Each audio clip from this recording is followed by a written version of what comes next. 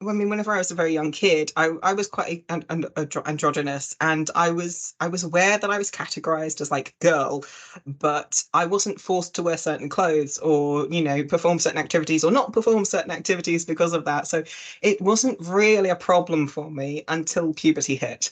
And then it all went terribly wrong because I was having all of these physical changes that felt like a mistake. They felt so very wrong. Like, I remember crying all night the first time I had to wear a bra because it just felt so incredibly wrong. And, I started feeling like an alien. Like I would watch my friends and like consciously copy their behaviors to try and, work out how I was supposed to be a girl, to like create some kind of facsimile of what I thought I was supposed to be.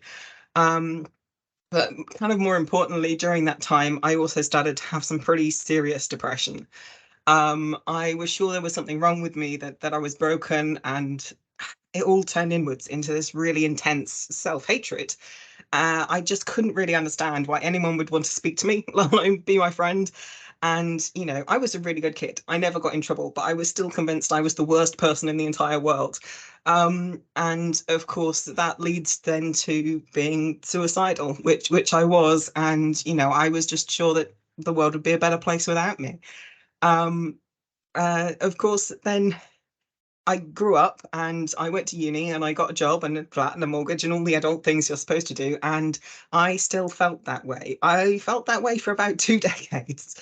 Um, because I found some ways to cope when I had some therapy, but actually I just had to live every day knowing that I was terrible and wrong and bad and awful. And, you know, um, looking back, I can now see that all of those feelings were coming from my dysphoria. But because I didn't have any understanding of what that was, I didn't have any way to deal with it.